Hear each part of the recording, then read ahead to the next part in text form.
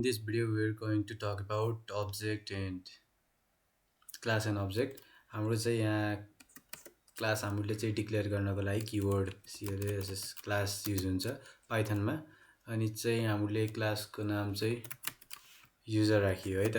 अब त्यसपछि यसमा चाहिँ हामीले क्लासको भित्र हामीले जे पनि लेख्न सकिन्छ। क्लास भनेको चाहिँ एउटा ब्लुप्रिन्ट हो जसमा चाहिँ हामीले चाहिँ भ्यालुहरुको फ्रेम राख्न सकिन्छ जुनलाई चाहिँ हामीले चलाउन मिल्छ पछि अब्जेक्टको हेल्पले है त।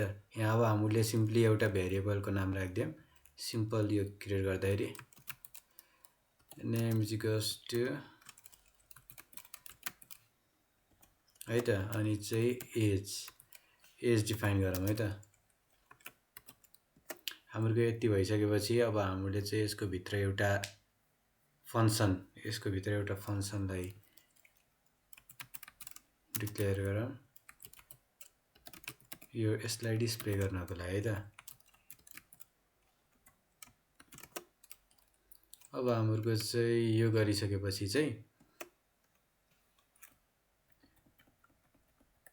हाम्रो सिम्पली एउटा सानो त्यसको चाहिँ यस्तै देखिन्छ अनि हाम्रो सानो सिम्पल एउटा क्लास अब्जेक्टको इक्जाम्पल चाहिँ यस्तो दिन सकिन्छ।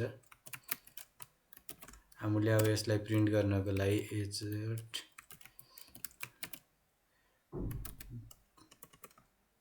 हामीले अब यति गरेर रन गरियो भने चाहिँ हामीले चाहिँ आउटपुट लिन सकिन्छ यसको चाहिँ है त। यो हाम्रो नेम जागृत एज 20 हाम्रो प्रिन्ट भइसकेको छ। यो भनेको यति यो भनेको सिम्पल एउटा क्लासको इक्जाम्पल भयो। अब हामीले क्लासको यसलाई चाहिँ धेरै यो भनेको एउटा फ्रेम मात्र हो, ब्लुप्रिन्ट मात्र हो, फ्रेम मात्र हो। यसलाई चाहिँ हामीले चाहिँ चलाएर यसमा चाहिँ अरु अपरेसनहरु गर्न सकिन्छ धेरैवटा। एउटा सानो इक्जाम्पल दिउँ यसमा चाहिँ अब अब्जेक्ट क्रिएसन गरेर हेरौँ हामी चाहिँ। हामीले अब यसमा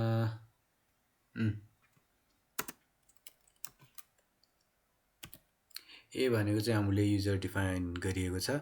अब यसको भित्र हामीले जे पनि चेन्ज गरिन्छ त्यो चाहिँ हाम्रो चाहिँ लास्टमा गएर त्यो चेन्ज भएको प्रिन्ट हामीसँग आउँछ।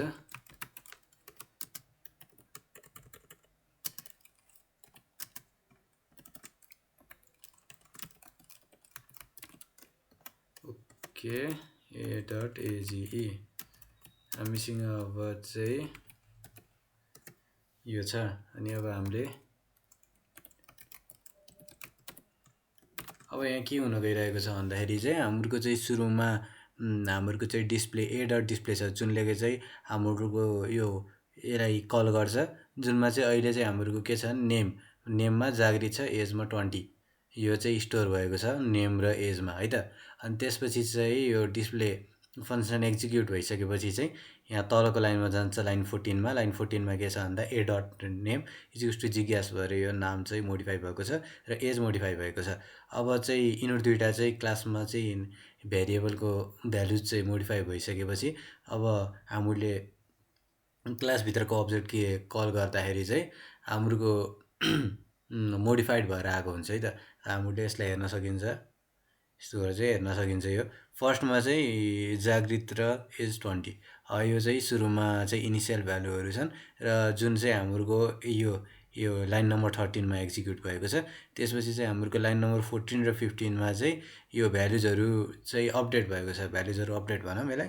अनि त्यसपछि चाहिँ यो 16 नम्बरमा चाहिँ जब यो फंक्सन कल हुन्छ फेरि तब चाहिँ यो एक्जिक्युट हुँदाखेरि चाहिँ हाम्रो चाहिँ अर्को मोडिफाइड नेम र एज चाहिँ आउँछ।